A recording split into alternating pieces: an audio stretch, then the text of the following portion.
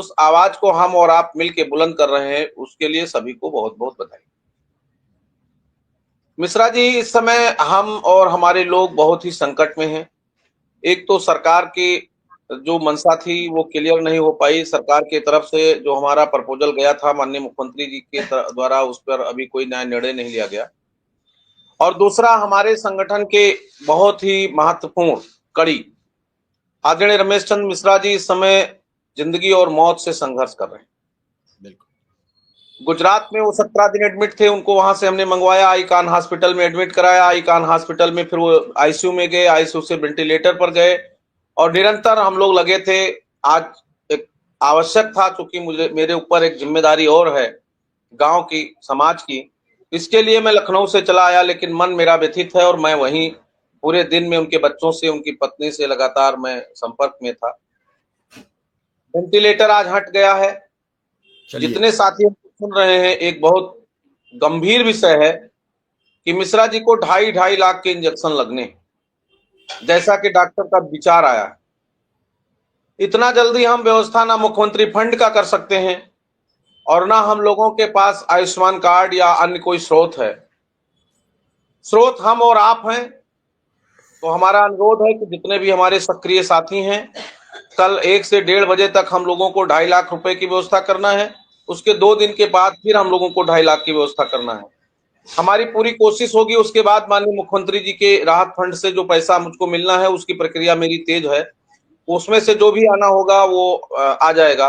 तो हम और आपकी जो जिम्मेदारी है, शिक्षा मित्र साथियों की जिम्मेदारी है, हमारे परिवार की जिम्मेदारी है कि हम मिश्रा जी के लिए पूरी ईमानदारी के साथ ये माने कि हमारा एक स्तंभ इस समय जिंदगी मौत से जूझ रहा है और उसको हमें बचाना है।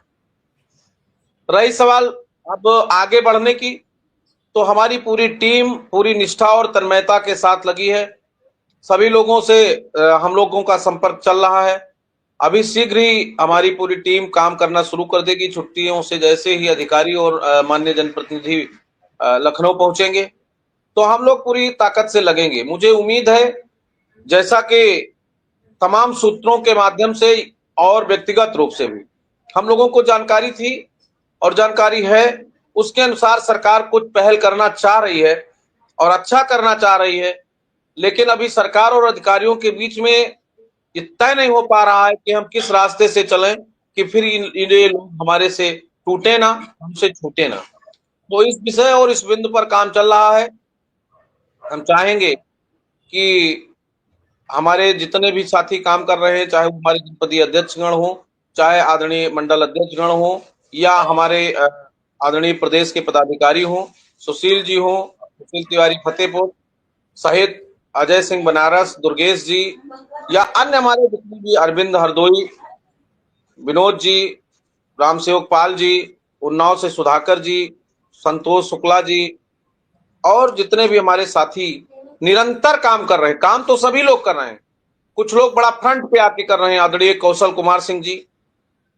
तो सभी से हमारा आग्रह है कि आप जैसे ही छुट्टी खत्म होगी, हम लोग पूरी ताकत के साथ पुनः कार्यक्रम पे अपने लग जाएंगे, माननीय प्रतिनिधियों के साथ, माननीय अधिकारियों के साथ।